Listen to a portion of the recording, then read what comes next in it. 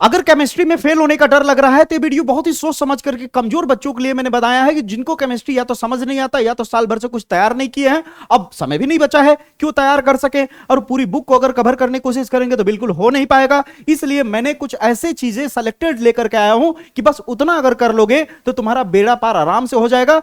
हम नहीं कहते कि 70 में 70 ला लोगे, क्योंकि भाई जो है वो सच बता रहा हूं कि आप आराम से 50 तक पहुंच सकते हो इसको तैयारी करके। आपको करना क्या है, ध्यान से समझने की कोशिश करो, यानी फेल होने से ये वीडियो पूरी तरह बचा लेगा, कम समय में बेहतर तैयारी हो जाएगी। तो आप ध्यान से समझो, फेल होने से अगर बचना है भैया तो कुछ ऐसे चैप्टर बताऊंगा, उस चैप्टर में ऐसे रिलेटेड रिपीटेड टॉपिक है जिन्हें तैयार करके बेहतर परफॉर्म कर सकते हो। फिर उसके बाद कुछ न्यूमेरिकल बताऊंगा, उन न्यूमेरिकल को कर लेना, वहां से न्यूमेरिकल 100% पूछा जाएगा। ठीक है, सब चीज आपको क्लियर कर दूंगा, कहां वीडियो मिलेगा, कैसे देखना, सब बता दूंगा। फिर उसके बाद तीसरी सबसे खास बात है जो सबसे इंपॉर्टेंट है, इसे आप लास्ट में सुनना ध्यान से, आपका नजरिया बदल जाएगा, आप पेपर को हैक कर लो, जो एक तरह से कह सकते हो कि अच्छा परफॉर्म करके आओगे। तो करना क्या है, ध्यान से समझो। करना यह है कि सबसे पहले परिभाषा, टॉपिक और नियम और सिद्धांत की अगर बात करें तो पूरे केमिस्ट्री की बुक से नहीं पूछा जाता है, मात्र कुछ ऐसे selected repeated high scoring chapters होते हैं जिनको तुम्हें तैयार करना होगा। पहला है डी ब्लॉक और एफ ब्लॉक। डी ब्लॉक और एफ ब्लॉक मेरे प्लेलिस्ट में जाकर के जो वीडियो पड़ा हुआ है डी ब्लॉक एफ ब्लॉक का, उसमें के जितने भी प्रश्न मैंने बताए हैं, सवाल बताए हैं, उसको एकदम अच्छे से एकदम दिमाग में फिट कर लेना। बहुत बड़ा वीडियो भी नहीं है, 40 से 50 मिनट का वीडियो है, एकदम क्लियर हो जाएगा। ठीक है, और इतनी सरल और इतने आसान भाषा में समझाया हूं कि आपको डी ब्लॉक देखते देखते ही समझ आ जाएगा। तो एक ये हो गया टॉपिक जो आपको किसी कीमत पर नहीं छोड़ना है, क्योंकि डी ब्लॉक और एफ ब्लॉक से परिभाषा जरूर पूछा जाता है। समझ आई मेरी बातें? चाहे वो संक्रमण तत्व हो, चाहे लेंथेनाइड आकुंचन हो, या फिर क्या कहते हैं संक्रमण तत्व रंगीन आयन क्यों बताते हैं, प्रतिचुंबकीय अनुचुंबकीय, ये सारी चीजें 100% पूछा जाता है। समझ आई मेरी बातें? फिर आता है जैवाणु। जैवाणु में मैंने यहां कोई टॉपिक नहीं लिखा है। जैवाणु में क्या करना है आपको कि जितना भी मेरे वीडियो में जैवाणु में मैंने बताया, चाहे न्यूक्लिक अम्ल क्या होता है, एमिनो क्या होता है, ग्लूकोज क्या होता है, डी ग्लूकोज डी फ्रक्टोज की संरचना क्या होती है, प्राथमिक द्वितीयक तृतीयक प्रोटीन क्या होता है, डीएनए का स्ट्रक्चर क्या है, जो पूछा जाता है वो इस वीडियो में आपको मिल जाएगा। और मैं ईमानदारी से कहूं तो जैवाणु से अच्छा खासा मार्क्स उठा लोगे। ठीक है, जैवाणु से जो बताया हूं उनमें से फंसना ही फंसना है, रोक ही नहीं सकता कोई। ठीक है, फिर आती है बारी पूरी केमिस्ट्री का एक और ऐसा चैप्टर है वायरल, जहां से तुम्हें पक्का इन चारों में से कोई ना कोई 100% पूछा ही जाएगा, इसे कोई रोक ही नहीं सकता। अब वो है क्या? लिगेंड या फिर लिगेंड का प्रकार टच कर देगा तुम्हारे सैंपल पेपर में। और अगर बात बाय डिफॉल्ट अगर तुम्हारे पेपर में, एग्जाम के पेपर में अगर ये नहीं आया तो वर्नर सिद्धांत आ जाएगा। बाय डिफॉल्ट वर्नर सिद्धांत नहीं आया तो इन दोनों में से कोई ना कोई पक्का चिपक जाएगा। बैलेंस बॉन्ड थ्योरी या फिर क्रिस्टल फील्ड थ्योरी बड़े मार्क्स में पूछे जाते हैं। ठीक है, और ये valence bond theory, crystal field theory या फिर वर्नर सिद्धांत, ये सारी चीजें जो है एक ही वीडियो के अंदर मैंने इंक्लूड किया है, आप जाकर के देख सकते हो मेरे प्लेलिस्ट में। ठीक है, पर्सनल वीडियो है, उस थंबनेल पे ही लिखा हुआ है तीनों टॉपिक का नाम, तो कोई दिक्कत वाली बात नहीं है, आसानी से तैयार हो जाएगा। जब यहां तक आपका हो जाएगा, यहां तक हो जाएगा तो अच्छी खासी परिभाषा आपको तैयार हो जाएगी। बहुत सारे परिभाषा वाली चीजें आप आराम से इजीली तैयार कर चुके होंगे तब तक। जब यहां तक हो जाएगा तो आपका जो डर है ना भैया, वो धीरे धीरे कम होने लगेगा। जो आपके अंदर एक फियर बैठा हुआ है ना, पूरी तरह से फियर, एकदम एकदम डर लग रहा है, हदस हो गया है कि अरे यार क्या होगा क्या नहीं होगा, कल पेपर है, समय भी नहीं बचा है, तो ये वीडियो तुम्हारे लिए 100% रामबाण हो जाएगा। समझ रहे हो? कहते हैं ना कि तिनके को डूबते को तिनका का सहारा, तो ये वीडियो वही होगा। ये वीडियो तुम्हें एक रास्ता दिखाने का काम करेगा, तुम्हें एक बेहतर तैयारी कराने में मदद करेगा। ये वीडियो तुम्हारा एक साथी बनेगा ये वीडियो। ठीक है, यहां तक हो जाने के बाद तुम्हें पूरी तरह से गाइड करेगा ये वीडियो। समझ आई मेरी बातें? यहां तक हो जाने के बाद आप डायरेक्ट टर्न कर जाना रासायनिक बलगतिकी वाले चैप्टर पे। रासायनिक बलगतिकी वाले चैप्टर में ज्यादा कुछ तैयार नहीं करना है, कोटि और आणविकता में अंतर तैयार कर लेना, यानी अभिक्रिया की कोटि और आणविकता में अंतर क्या होता है वो तैयार कर लोगे। फिर शून्य कोटि की अभिक्रिया के वेग स्थिरांक का व्यंजक कैसे प्राप्त किया है, मेरा वीडियो मिल जाएगा उसमें। फिर उसके बाद प्रथम कोटि की अभिक्रिया का व्यंजक प्राप्त कैसे किया जाएगा वो। ये दोनों किसी कीमत पे मत छोड़ना, क्योंकि याद रखना इनमें से कोई ना कोई एक डेरिवेशन जरूर पूछा जाता है। ठीक है, फिर उसके बाद अभिक्रिया के वेग को परिभाषित कीजिए, ये पूछा जा सकता है। यानी तुम्हें ये 4 क्वेश्चन बस तैयार करने पूरे चैप्टर से, मत करो पूरा तैयार, केवल 4 क्वेश्चन ही तैयार कर लो। समझ रहे हो? फिर आता है वैद्युत रसायन। जब आप वैद्युत रसायन के अंदर इंटर करोगे तो वैद्युत रसायन में अगर बात करूं तो सबसे वायरल और सबसे इंपॉर्टेंट जो है वो है फैराडे का नियम, वो है फैराडे का दोनों नियम।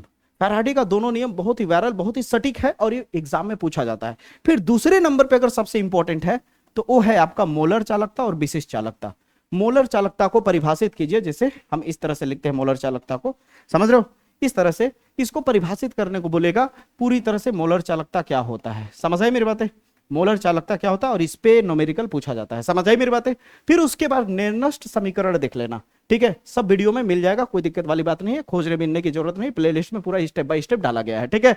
यहां तक क्लियर हुआ, यहां तक क्लियर हुआ, कोई दिक्कत नहीं। जब यहां तक कोई दिक्कत नहीं है, जब यहां तक कर लोगे तो तुम्हारा परिभाषा वाला काम लगभग खत्म हो जाएगा, ठीक है, परिभाषा वाला काम खत्म हो जाएगा, मात्र केवल बचेगा वो तुम्हारा बिलियन चैप्टर। बिलियन चैप्टर में बहुत कुछ तैयार करने की जरूरत नहीं, क्योंकि उतना ज्यादा समय नहीं है। अगर तुमने पहले से तैयार रखा है करके तो तुम्हारे लिए बहुत अच्छी बात है, तब तो खुशखबरी है, केवल रिवीजन करना रहेगा, ठीक है। और अगर तैयार करके नहीं रखा है तो तुम उतना सारा अब नहीं चाह के भी तैयार कर पाओगे तुम, ठीक ना। तुम्हारे अंदर अब कोई शक्ति नहीं आ जाएगी अदृश्य शक्ति की, क्या कहते हैं, एक दिन में पूरी बुक खा लोगे, ठीक है। क्योंकि जो मैं बोलता हूं सच बोलता हूं, कड़वा लगेगा थोड़ा लेकिन बिल्कुल सही है, समझ रहे हो मेरे भाई। क्योंकि देखो, एक बड़ा भाई होने के नाते, एक आपका बड़ा भाई होने के नाते आपको सही ही राय दूंगा, समझ रहे हो, आपको भ्रम में नहीं रखूंगा। तो एक होता है मोलरता, मोललता और मोल प्रभाज, ये तीनों में से कोई ना कोई एक पक्का पूछा जाता है, ठीक है। कभी कभी तो मोललता और मोललता दोनों को एक साथ पूछ लेता है, ठीक है। और कभी कभी तो ऐसे करके 3 प्रश्न बना देगा, 1 2 3, फर्स्ट सेकंड थर्ड करके ऊपर में लिखेगा, तीनों को संक्षिप्त वर्णन कीजिए, समझ रहे हो। अब बड़े मार्क्स में डाल देगा इसको 3-4 नंबर में। फिर उसके बाद आता है पराशरण दाब। पराशरण दाब के साथ साथ वानठाप गुणांक तैयार कर लेना, वानठाप गुणांक तैयार कर लेना। जब इतना हो जाएगा तो महत्वपूर्ण नियम की बात आएगी। अब आप देखोगे तो अभी यहां तक मैं कहीं भी महत्वपूर्ण नियम नहीं लिखा हूं। महत्वपूर्ण नियम और परीक्षण, महत्वपूर्ण नियम और परीक्षण देखो इस वीडियो में मैंने डाला है, जो कि क्या कहते हैं लगभग 6 से 7 घंटे के अंदर, या कह लो 10 घंटे के अंदर 1,10,000 से ज्यादा लोग अभी तक देख चुके हैं इस वीडियो को। इतना पावरफुल, इतना बेहतर वीडियो है, कंटेंट में दम है मेरे भाई, ठीक है। इसको करीबन 1 लाख से ज्यादा लोग आधे दिन में देखे हैं, और इंपॉर्टेंट है इसलिए देखे हो क्योंकि वो जान रहे हैं बच्चे कि राउल्ट का नियम, कोलराउस का नियम, फैराडे का नियम, हेनरी का नियम, इनमें से कोई ना कोई पक्का चिपकाता है। परीक्षण की बात करें तो ल्यूकोस परीक्षण, टॉलन अभिकर्मक, फेलिंग विलियन, क्या लिखा है, कार्बोलिन एमिन परीक्षण, और क्या कहते हैं, फिनॉल परीक्षण, इनमें से कोई ना कोई पक्का पूछा जाता है। तो इसे अगर तैयार कर लोगे तो तुम्हारा नियम और परीक्षण क्लियर हो जाएगा, ठीक है। यहां तक तैयार होने के बाद अगले पे चले जाना तुम केमिस्ट्री के नेमिंग रिएक्शन में, क्योंकि अब उतना समय नहीं बचा है कि तुम कैसे प्राप्त करें, क्या होता है जब ये सारी चीजों को तैयार करो, तो सब चीज छोड़ करके नेमिंग रिएक्शन में ज्यादा फोकस कर देना। अगर समय बचे तब जाकर के क्या होता है जब कैसे प्राप्त करें उसे देख लेना। और बाय डिफॉल्ट अगर तुम्हें बिल्कुल रिएक्शन समझ नहीं आता है, रटना पड़ता है, करना पड़ता है, तो मेरे रिएक्शन वाले वीडियो में जाकर के देख सकते हो। अब मैं तुम्हें ये नहीं कहूंगा कि पूरी रिएक्शन तैयार कर लो, क्योंकि अब उतना समय नहीं है। अगर पूरी रिएक्शन तैयार की हो तब तो बहुत मजे की बात, मैंने बोला ना कि अगर तुम तैयार किए हो तब तो बहुत अच्छी बात है। और अगर बिल्कुल तैयार नहीं है, एकदम जीरो पे हो अभी, और डर एकदम सता रहा है अंदर से कि मैं लटक जाऊंगा, फेल हो जाऊंगा, तो ये वीडियो तुम्हारे लिए रामबाण है। जैसा कि मैंने बोला कि तुम क्या करना कि मेरे भाई बहन, नेमिंग रिएक्शन किसी कीमत पे आप मत छोड़ना, ठीक है। इसमें 15 वायरल नेमिंग रिएक्शन बताया हूं, और इससे बाहर तुम्हारा नहीं जाएगा, इससे बाहर नहीं जाएगा, डरने वाली कोई बात नहीं है मेरे भैया। तो यहां पे आपका नेमिंग रिएक्शन क्लियर हो जाएगा। अब आपका नेमिंग रिएक्शन क्लियर हो गया, नियम परीक्षण क्लियर हो गया, और बाकी मोस्ट इंपोर्टेंट टॉपिक क्लियर हो गया, कोई दिक्कत नहीं। अब बचा मात्र न्यूमेरिकल। तो न्यूमेरिकल वाले सेक्शन में जाकर के तुम्हें 4-5 वीडियो दिखेगा, चैप्टर वाइज भी दिखेगा, और एक ही वीडियो में टोटल न्यूमेरिकल दिखेंगे। तो एक ही वीडियो में जो टोटल न्यूमेरिकल वाले होंगे उसे मत छोड़ना, उसे देख लेना, समझ रहे हो। और थोड़ा डिटेल में सीखना चाहते हो कि नहीं सर, अगर मैं एक एक चैप्टर को पकड़ूंगा तो शायद ज्यादा डीपली तरीके से सीख पाऊंगा, तो ये वाला पकड़ लेना, और अच्छा है, तुम्हारी विचारधारा और अच्छी बात है, ये तो और अच्छी बात है। इतना करोगे, इतना करने में तुम्हें देखो 12 से 13 घंटे आराम से जाएंगे, ठीक है। और तुम्हारे पास उतना समय है भी, तो समय का व्यर्थ खोने की जरूरत नहीं है। जैसे मैंने टेक्निक बताया, जिस टेक्निक पे बताया, इसको अप्लाई करो और एकदम तुरंत ही तैयार करना शुरू कर दो मेरे बच्चों, ठीक है। क्योंकि मैं वो टीचर हूं, वो आपका भाई हूं, कि मैं तेज बच्चों के साथ साथ मैं उन बच्चों को भी फील करता हूं, महसूस करता हूं, जो किसी कारणवश बेचारे नहीं पढ़ पाए, या फिर हो सकता है उन्हें अच्छी फैकल्टी नहीं मिली। हर समय बच्चे की ही गलती हो ये कोई जरूरी नहीं है। कभी बच्चा अगर कमजोर है तो इसका मतलब नहीं कि हर समय बच्चा ही गलत है।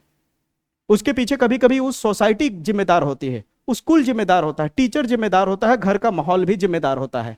तो हर समय बच्चों को कह देना कि तू तो गोबर गणेश है, कुछ नहीं जानता, ये है वो है, हर समय बच्चा गलत नहीं होता। मैं आपके साथ हूं बच्चों, ठीक है। ये मैं फील कर सकता हूं कि अगर आपको सही टीचर, सही गाइडेंस अगर ना मिले तो बच्चा वाकई नहीं पढ़ पाता है। और जब वो बच्चा पढ़ नहीं पाएगा, गाइडेंस नहीं मिलेगा, तो जाहिर सी बात है मजबूरन रटना पड़ेगा। और जब उसे रटना पड़ेगा तो चीजें कठिन लगेगी, और जब चीजें कठिन लगेंगी तो ऑटोमेटिक, जब कठिन लगता है कोई चीज ना, तो उससे दूर भागने का मन करता है, उसके तरफ जाने का मन नहीं करता। ये बात हकीकत है, ये बात मैं फील करता हूं, ये बात महसूस करता हूं कि जो चीज अगर आपको नहीं आ रही है और उसे कोई बताने वाला नहीं मिले, और जब कोई रास्ता नहीं मिलता, लगता है कि अब इसे मैं सॉल्व नहीं कर पाऊंगा, ये मेरे लिए बहुत ही बड़ा खतरा है, तो उसे दूर ही जाने से अच्छा लगता है, मन करता है कि उससे दूर ही हट जाए। इसलिए कुछ बच्चे अच्छे से नहीं पढ़ पाते हैं। तो हर समय बच्चों की गलती नहीं होती मेरे बच्चों, मैं हूं आपका भाई, आपके साथ हूं, आप दहाड़ो, आपका भाई आपके साथ है, ठीक है। हार मत मानो, किसी कीमत पे हार मत मानो। ये समय बहुत कीमती है, ये समय बहुत ही ज्यादा कीमती है। अपने माँ बाप के लिए, अपने माँ बाप के चेहरे के लिए, मुस्कान के लिए, उनकी खुशी के लिए, उनके चरणों को आशीर्वाद लेकर के और अपने गुरु का नाम लेकर के, अपने माता पिता का नाम लेकर के उठो और ताड़ दो। You can do it.